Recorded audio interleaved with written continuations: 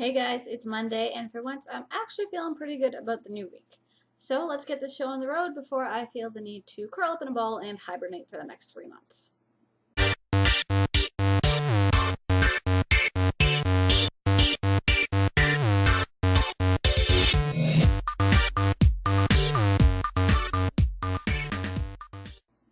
Today I want to share one of my favorite character creation tips. Character creation is something that every author has to deal with, whether or not you're planning out your characters ahead of time or you get to know them as you're writing your book if you're a pantser.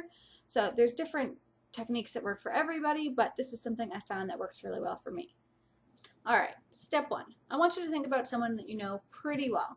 This can be anyone from your neighbor to your sister to your childhood best friend, really anyone that you know better than just what they post for people to see on Facebook. Then for step two, I want you to sit down either in front of your computer or with a pen and notebook and make a list. I know, I love lists too. This list in particular is going to be 20 to 25 things that you know about this person.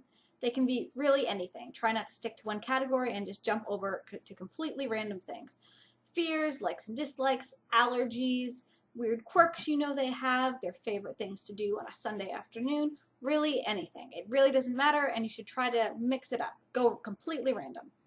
Then, once you've got your list complete, we're going to jump to step three. This is where we completely switch gears and stop thinking about that person altogether. Push them completely out of your mind. Now, who I want you to start thinking about is your main character, or a secondary character, or love interest that you're trying to build up and better flesh out. So you're thinking about your character and you're looking at your list. Then the next thing I do is try to create a list of 25 random things about my character. These may not be things that are ever mentioned in the book or that anyone but me ever finds out. I still find they're really handy to know, and I'll get into that a little later. So at first what you want to do is let the list about the person you know inspire the list about your character.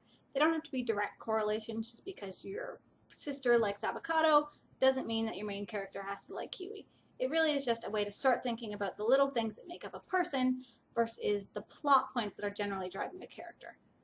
Eventually, you might find that you don't even need the original list anymore for inspiration, and your character is just talking to you directly, telling you about the mole on her left cheek, or how she's ambidextrous, or how she really, really doesn't like pickles. And all of a sudden, you know your character a little bit better than you did before. And we're done.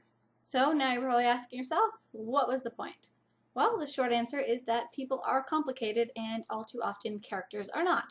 For me, I find that knowing little things about my characters that the reader's probably never going to get to see does a lot towards making them easier for me to write and to better understand their motivations and what they want in the world. Later on, your list might even tell you something about your character that you really can't see right now just from looking at it. For example, for one of my characters, I wrote down that she really prefers Monty Python to Family Guy. From there, that actually ended up telling me a lot about her sense of humor and the kind of things she finds funny and how she interacts with the people around her. I never would have guessed that just from writing down that my sister really loves reality TV based on people who live in prison. Yeah, I don't know. Well, that's it for today. Thanks so much for hanging out. Don't forget to tune in to our next live Word Nerds chat, which is going to happen on Sunday at 7 p.m. Eastern right here on the Word Nerds channel. This week's topic was actually suggested to us by one of our viewers, Wendy, and it's going to be us talking about genres, what defines certain genres, what's popular, what's going out of style, where you draw the lines between different genres, can you mix different genres? Really, there's so much here we can cover. So don't forget to tune in, and we will see you all then.